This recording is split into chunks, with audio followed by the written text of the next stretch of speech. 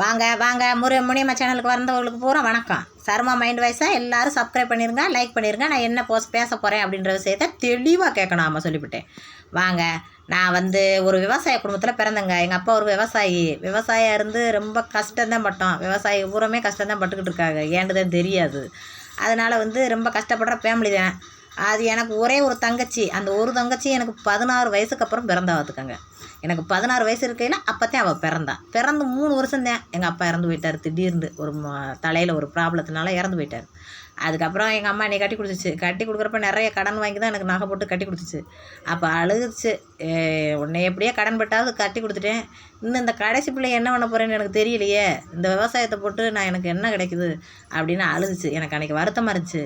அப்புறம் கொஞ்சம் நாள் போகவும் எங்கள் வீட்டுக்கார்ட்ட பேசினேன். எங்கள் வீட்டுக்காரர் கொஞ்சம் நல்ல மனுஷன், நல்ல குணமும் கூட. அதனால் எங்கள் வீட்டுக்கார்ட்ட பேசி எங்கள் அம்மாவை நம்ம கூட கூட்டிகிட்டு வந்துடலாமான்னு. ஆனால் எங்கள் வீட்டுக்கார் நான் கூட்டிகிட்டு வந்து வச்சுக்கிறதுல ஒன்றும் குத்தம் கிடையாது, ஆனால் எங்கள் அம்மா அதுக்கு சம்மதிக்குமான்னு தெரில, சங்கடப்படுவாங்க அப்படின்னாங்க. சரின்னு நானும் அதை கண்டுக்கறல. கொஞ்ச நாள் அப்படியே விட்டுட்டேன். அப்புறம் எனக்கு அந்த மனசுக்குள்ளே ஆனால் இருந்துக்கிட்டே இருந்துச்சு. நம்ம அம்மா அன்றைக்கி அழுதுச்சுல, அது வருத்தப்படுச்சுல. ஒரு பொம்பளை பிள்ளையாக இருந்து நம்மளுக்கு என்ன பண்ண போகிறோம் நினச்சி தானே வருத்தப்படுது.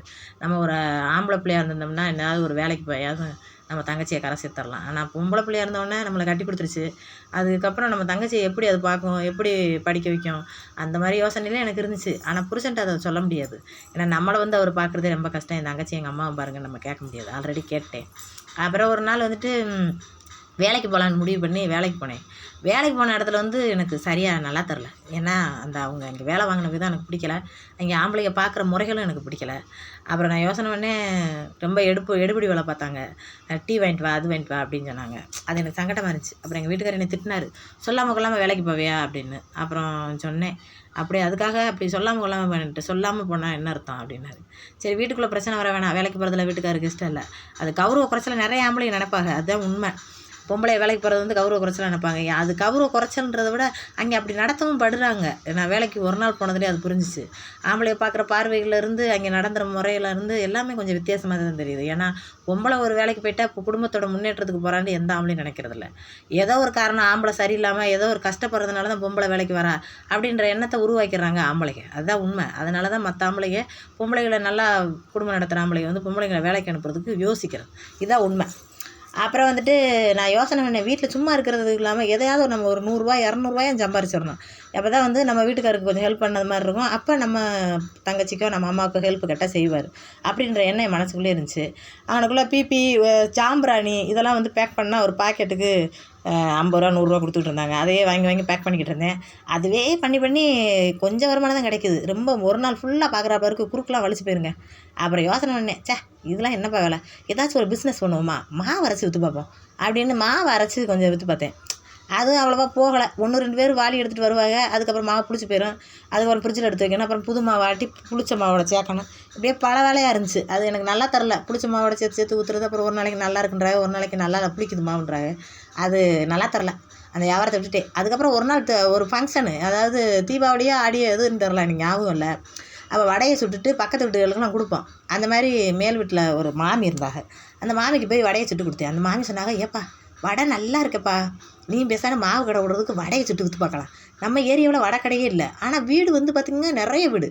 அப்போ சொன்னாங்க, அப்படியா, அப்படி பண்ணி பார்க்கவா மாமி அப்படின்னேன்.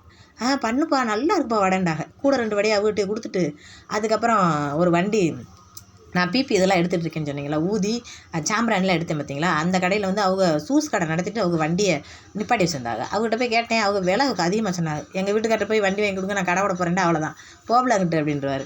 அப்புறம் யோசனை பண்ணி வாடகைக்கு வேணா தரேன், வாடகை தரையில, அதுக்கப்புறம் நல்லா ஓடிச்சுன்னா நான் எடுத்துடுறேன் வண்டி அப்படின்னு. சரி எடுத்துக்கங்க அப்படின்ட்டாங்க. சரின்னு 50 ரூபா வாடகை கொடுத்து வீட்டில் இருக்கிற ஜாமானை வச்சு அது கொஞ்சம் கொஞ்சமாக போட்டு போய் நின்னேன். பார்த்தீங்கன்னா வியாபாரம் செம்மையாக ஓடிச்சு. வியாபாரம் செம்மையாக ஓடிடுச்சு. அன்றைக்கி வியாபாரம் ஓடுறது எனக்கெல்லாம் இப்போ இருக்க முடியல. ஏன்னா ஒரு அரை மணி நேரத்தில் எல்லா வடையும் விற்றுருச்சு. அதுக்கப்புறம் போய் 4 மணிக்கு போய் நின்றேன். ஒரு 4:45 வீட்டுக்கு வந்துட்டேன். ஆனால் காசு பார்த்திங்கன்னா நல்லா வருமானம். அது என்ன எவ்வளோன்னு சொல்ல விரும்பலை.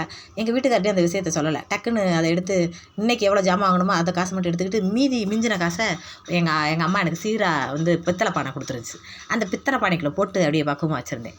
அதுக்கப்புறம் எங்கள் வீட்டுக்காரர் ஏப்பில் உனக்கு இதெல்லாம் தேவையில்லாத வேலை எதுக்கு பார்த்துக்கிட்டு இருக்க அப்படின்னாரு.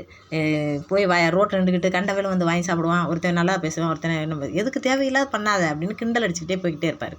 ஆனால் வந்து கண்ட்ரோல் பண்ணலை, போடாதன்னு சொல்லி சட்டம் போடலை. அதனால் எனக்கு ஈஸியாக இருந்துச்சு. சரி போங்க கிண்டல் அடிக்கிறவங்களாம் அப்படின்ட்டு. அப்புறம் என் நாத்தனார் மாமியாலாம் ஒரே கிண்டல், இங்கே வரும் சீமா முட்டாடி கடை போட்டு ரோட்டில் நிற்கிறாளாம் அப்படின்ட்டு. ஏன்னா எங்கள் ஆளுகளில் வந்து வியாபாரம் பார்க்குறதுன்றது கம்மி, அதுவும் பொம்பளையால் ஒரு தள்ளுவண்டி வச்சு கடை வைக்கிறதுன்றது ரொம்ப ரொம்ப ஒரு மாதிரியாக தான் நினப்பாங்க. இப்போ நான் யூடியூப்பில் பேசுகிறேன்ல அது மாதிரி இதையும் தான் ஒரு மாதிரியாக நினைக்கிறாங்க. என்ன நம்ம பிள்ளைகள்லாம் என்ன நம்ம அழுகட்டு பிள்ளைலாம் அப்படி பேசாது, என்ன இந்த பிள்ளை விட்டு பேசிட்டு கிடக்குது அவங்க வாட்டு நினச்சிட்டு போகிறாங்க அப்படின்னு நான் கடையப்பட ஆரம்பிச்சிட்டேன்.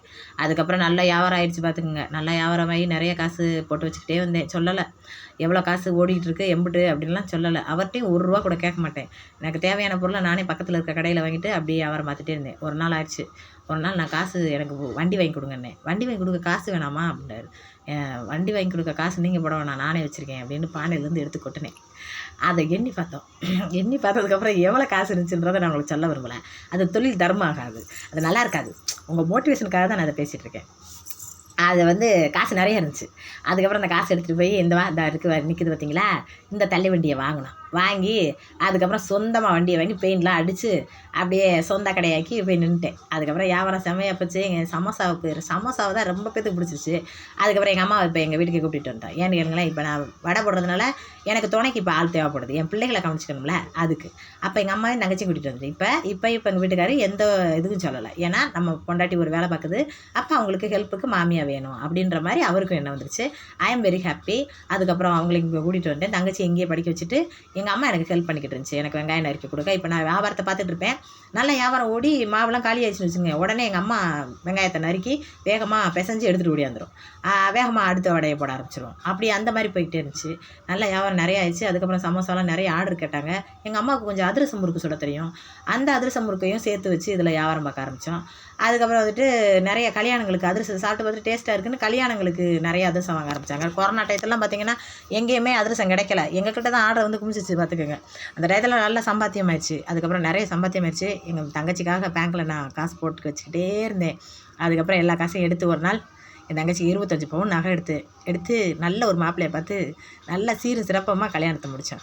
கல்யாணத்தை முடிக்கல என் மனசில் தோணுச்சு எப்படின்னா, எங்கள் அம்மா அன்றைக்கி அழுதுச்சில, நான் ஒரு பொம்பளை பிள்ளை அப்படின்னு நினச்சி, அதை நான் இன்றைக்கி வந்து நான் ஒரு பொம்பளை பிள்ளை கிடையாது, உனக்கு நான் ஆம்பளை பிள்ளைமா அப்படின்றத செயலில் நிரூபித்து காட்டினேன்ற திருப்தி எனக்கு இருந்துச்சு. அதாவது ஆணுக்கு பெண்ணு சமங்க அப்படின்னு பேச்சுவார்த்தைகளில் பேசி அவங்களோட போராடுறத விட, நான் ஒரு ஆண் மகன் தான் அப்படின்றத செயலில் நிரூபிச்சிடணும் அப்படின்னு நினைப்பேன். பொண்ணாக பிறந்தாலும் நான் ஒரு ஆம்பளை பிள்ளை தான்மா, கவலைப்படாத அப்படின்றத நான் நிரூபிச்சேன்னு எனக்கு அன்றைக்கி சந்தோஷமாக இருந்துச்சு. எங்கள் வீட்டுக்காரும் எனக்கு அதுக்கு எதுவும் எதிர்ப்பு சொல்லலை. நீ சம்பாரிச்சாலும் அந்த பணம் நம்மளுக்கு தான், நம்ம குடும்பம் பார்க்கணும் அப்படின்ற எந்த எதிர்ப்பும் சொல்லலை. சரி எல்லாருமே கூடி பாடுபட்டோம், நல்லபடியாக கட்டி கொடுப்போம்னு நல்ல மாப்பிள்ளையை பார்த்து கட்டி கொடுத்துட்டோம். கட்டி கொடுத்ததுக்கப்புறமும் தங்கச்சியை வெளியில் விடுறதுக்கு மனசு இல்லை. எனக்கு தங்கச்சின்னா அவ்வளோ உசுறு. அதனால் என் கூடயே வச்சுக்கிட்டேன். இப்போவும் நாங்கள் ஒன்றா தான் இருக்கோம். ஒன்றா இருக்கோம்னா அதுலேயும் ஒரு சுயநலம் இருக்குது. அதாவது நாங்கள் வந்து கடை போட்டுட்டு போகவே 11 மணி ஆயிருங்க. இந்த பாருங்கள் சந்தை கடை நல்லா ஆளுக்கு நிறைய வரும். ஒருத்தர் மாற்றி காசு நீட்டுவாங்க, வாங்கி போட முடியாதுன்னு பார்த்துக்குங்க. 11 மணி நான் வீட்டுக்கு போக, அது வரைக்கும் என் தங்கச்சி என் பிள்ளைகளை பார்த்துக்குவான். ஹோம்ஒர்க் எழுத வைக்கிறது, அது கவனிச்சிக்கிறது, சாப்பாடு சமைக்கிறது, பாத்திரம் வளர்க்குறதுன்னு எல்லா வேலையும் பார்த்துருவா. நாங்கள் இந்த வேலையெல்லாம் முடிச்சுட்டு சாப்பிட்டு பேசாண்டு தூங்கிடுவோம். அவ்வளோதான் வேலை இருக்கும். அதனால் வந்துட்டு எங்கள் வீட்டுக்காரர் வந்து அவருக்கு தனியாக வேலை பார்த்துருவார். என் வேலையோட அவரை சேர்த்துக்க மாட்டேன். எவ்வளோ வியாபாரம் ஒன்றாலும் சரி, எவ்வளோ அவரை விட அதிகமாகவே சம்பாரிச்சாலும் சரி, நான் அதிகமாக அவங்களோட சம்பாதிக்கிறேன்னு ஒரு இடத்துல சொல்லிக்கிட்டதில்லை. அதே சமயம் அவரை என் வேலையில் இழுத்துக்கிட்டதும் இல்லை. ஏன்னா ஒரு ஆம்பளைக்கு மரியாதை கிடைக்கிறது அவங்க பார்க்குற வேலையிலையும் சம்பாத்தியத்துலேருந்து தான் நான் நினைப்பேன். அதனால் என்றைக்காவது அவர் வேலை இல்லாமல் ஆகி என் கடையில் நிற்கிறப்ப, ஏங்க ஒரு வடையை ஒழுங்காக மடிச்சு கொடுங்க, ஒரு வடையை எதுக்கு சேர்த்து வைக்கிறிய அப்படின்னு நான் சொல்லிட்டேன்னு வச்சுக்கோங்க. வேலை இல்லாமல் இருக்கிறதுனால தான் நம்ம பொண்டாட்டி வேலை வாங்குறோம் நம்மளை அப்படின்ற எண்ணம் அவருக்கு வந்துருமோன்னு நினைப்பேன். அதனால் அவருக்கான சுதந்திரத்தை நம்ம விட்டுறோம். நம்ம எவ்வளோ சம்பாரிச்சாலும் சரி, இதில் அவரை விட கூடுதலாகவே நம்ம சம்பாரித்தாலும் அவர் கொண்டு வர சம்பாத்தியத்தை பெருசாக நம்ம நினச்சிக்கணும்னு நான் நினைப்பேன். அப்போ தான் அது புருஷனுக்கான மரியாதைன்னு நான் நினைப்பேன். அதனால் அவர் வேலை பார்க்குறத அவரை விட்டுருவேன். நான் என் கூட சேர்த்துக்க மாட்டேன். நான் ஒரு ஆளை நின்னே கட்டி கொடுத்துருவேன். சமோசாலாம் டக்குன்னு காலியாகிடுச்சு பாருங்கள், வெயிட் பண்ணுறாங்க எல்லோரும். 10 நிமிஷம் ஆனாலும் சரி பரவாயில்ல, நாங்கள் நின்று வாங்கிட்டு போவாங்க பொரிக்க வரைக்கும். 7 மணிக்கு மேலே எங்கள் வீட்டுக்காரர் வந்துடுவார். 7 மணிக்கு மேலே வந்துட்டாருன்னா அடுப்பை சல்லுன்னு கூட்டி விட்டு நான் பொரிக்கிறதுலே இருப்பேன். அவர் கடைன்னு மடித்து கொடுத்துருவார். ஆளுங்க எப்போவுமே கூட்டமாகவே ஆளுங்க நிற்கிங்க. அந்தளவுக்கு நம்ம வடை வந்து டேஸ்ட்டாக இருக்கும். இப்போ சமோசா தட்டில் இல்லை, அதனால் எல்லோரும் வெயிட் பண்ணுறாங்க சமோசாவுக்காக. சரி நில்லுங்க அப்படின்ட்டு நானும் எடுத்து போட்டுட்ருக்கேன். இங்கேருந்தே சமோசாவை மடித்து எடுத்துகிட்டு போயிடுவோம், ஆள் விட்டாலாம் மாட்டோம். எங்கள் வீட்டில் நானும் எங்கள் அம்மா என் தங்கச்சி. எங்கள் அம்மா வந்து வெங்காயம் இருக்கிற வேலை, பருப்பு அரைக்கிற வேலை, இந்த வேலைகள்லாம் பார்க்கும். நானும் என் தங்கச்சி சமோசா விட்டுற வேலை இதெல்லாம் பார்ப்போம். அப்புறம் வண்டியில் எடுத்து வச்சு தள்ளிடுவோம். தள்ளுறப்ப எனக்கு தோணும், எனக்கு 27 வயசாக இருக்கையில் அந்த வண்டி ஆரம்பித்தேன். 27 வயசில் கொஞ்சம் கம்மியான வயசு தான். அப்போ தள்ளிட்டு போகிறப்ப மற்ற ஆம்பளைங்களாம் நம்மளை பார்க்குறப்ப என்ன நினைப்பாங்க. ஒருத்தவரெலாம் கேட்டார், என்னம்மா நானும் 1/2 மணி நேரம் உன்னை பார்த்துட்ருக்கேன், அவசர அவசரமாக மடித்து கொடுக்குற, அவசர அவசரமாக எண்ணெயில் பொரிக்கிற, பாவம் புருஷன் தான் எந்த ஒயின் ஷாப்பில் கிடக்கான்னு தெரியலை அப்படின்னாரு. அதாவது பொம்பளைங்க வேலைக்கு போனாவே கஷ்டத்துக்கு தான் வேலைக்கு போகிறான்றதான் எல்லாரோடைய எண்ணமும். அதனால எல்லோரும் நினைப்பாங்களே நம்மளையும் அப்படி தான் கஷ்டத்துக்கு தான் வேலை பார்த்துட்ருக்கேன்னு. அது குடும்பத்தோட வளர்ச்சிக்கு பாடுபடுறாங்கன்னு எந்த ஆம்பளையுமே நினைக்கிறது இல்லை. அப்படியான சூழ்நிலைகளும் இல்லை நம்ம நாட்டில். அதனால் அந்த மாதிரி எனக்கு சங்கட்டமாகவும் இருக்கும் ஒரு சில நேரம். ஆனால் சங்கட்டத்தை தாண்டி ஆளுங்க வந்து நம்மகிட்ட பொருளை வாங்குறப்ப வந்து இன்னும் சந்தோஷமாயிடும். அதுவும் வெயிட் பண்ணி வாங்குறாங்க பாருங்கள், அதுலேருந்து ரொம்ப சந்தோஷமாக இருக்குது. ஏன்னா நம்ம பொருளை அந்தளவுக்கு பிடிச்சிருக்குல்ல அவங்களுக்கு. அதனால தான் ஒரு மோட்டிவேஷனுக்காக தான் உங்களுக்கு நான் அந்த வீடியோ எடுத்து போடுறேன். நான் பணம் இதில் சம்பாதிக்கணும், அந்த வீடியோவில் சம்பாரிச்சிடலாம் அப்படின்றத விட இதை பார்க்குறப்ப உங்களுக்கு நேரடியாக பார்க்குறப்ப வந்து நம்மளும் இந்த மாதிரி ஆரம்பித்து பார்க்கலாமான்ற எண்ணம் உங்களுக்கு உண்டாக்கணும் அப்படின்றதுக்காக தான் அந்த வீடியோ எடுத்து போடுறேன். நல்லா பாருங்கள், நிறைய ஆளுகள் நிற்பாங்க. அந்த மாதிரி நீங்களும் உங்கள் வீட்டுக்கு பக்கத்துலேயே கூட நீங்கள் போடலாம் அந்த மாதிரி கடையை. என்னோடய லைவில் ஒருத்தர் சொல்லியிருந்தாரு, நீங்கள் போட்ட வடைகள்லாம் பார்த்துட்டு நானும் கடையை ஆரம்பிச்சிட்டேன்க்கா, நல்லா போயிட்டுருக்கு, ஒரு பரவாயில்லாமல் போயிட்டுருக்குக்கான்னாரு. அது உண்மையாக பொய்யான்னு எனக்கு தெரியாது. உண்மையாக இருக்கிற பட்சத்தில் எனக்கு சந்தோஷம் தான்.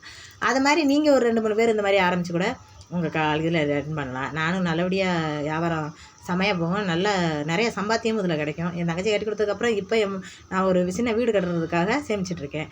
அதே வந்து ஒரு மோட்டிவேஷனுக்காக உங்களுக்கு எடுத்து போட்டுட்டு இதில் கொஞ்சம் சம்பாதிப்போன்றதுக்காக இந்த மாதிரி வீடியோ எடுத்து போட்டுட்ருக்கேன். உங்களுக்கு பிடிக்குதுன்னா என்னோடய சேனலை லைக் பண்ணுங்கள், சப்ஸ்கிரைப் பண்ணுங்கள். அதுவும் போக இந்த முனிமாவோட உழைப்பை உங்கள்கிட்ட காட்டினாவே போதுன்னு நினைக்கிறேன். கிளாமர் கட்டுறது, ஆடுறது, சிரிக்கிறது இதெல்லாம் நிறைய பேர் பண்ணுறதுக்கு நிறைய அழகான பொண்ணுகள்லாம் இருக்காங்க.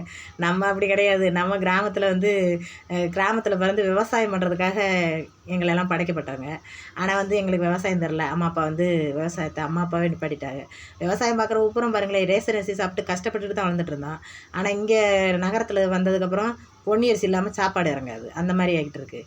அதனால் வந்துட்டு நாங்கள் விவசாயம் பண்ணுறதில்ல. எங்கள் அம்மா போய் ஆனால் எனக்கு உயிர் இருக்க வரைக்கும் நான் நம்ம நிலத்தை சும்மா போட மாட்டேன் அப்படின்னு சொல்லிட்டு அப்பப்போ கடலை, நெல், எள்ளு இதெல்லாம் போட்டு அப்பப்போ தை மாசிகளில் போய் அதை அறுவடை பண்ணிட்டு வரோம். பார்த்துட்டு வீட்டுக்கு வந்துடும். ஆனால் மதுரை வந்துடும். அந்த மாதிரி போய்ட்டுருக்கு. அதுலேயும் கொஞ்சம் வருமானம் வர்றதில் நாங்கள் கொஞ்சம் சேமிச்சுக்குவோங்க. ஆனால் கூட்டு குடும்பமாக இருக்கோம். கூட்டு குடும்பமாக இருக்கிறதுல வந்து ரொம்ப நிறைய நன்மைகள் இருக்குது. அது மாதிரி நீங்களும் கூட்டு குடும்பமாக இருந்தால் வியாபாரம் பார்க்குறதுக்கு அடுத்த ஆளுகளை விட்டு வேலை வாங்க தேவையில்லை. அப்படி வேலை வாங்குறப்ப அவங்களுக்கு நம்ம சம்பளம் கொடுக்குற மாதிரி இருக்கும். தள்ளுவண்டின்றப்ப வந்து உங்களுக்கு கடை வாடகை கொடுக்க தேவையில்லை. கடை வாடகை வந்து நம்ம எடுத்துடலாம். உங்களுக்கு பிடிச்சிருந்தா லைக்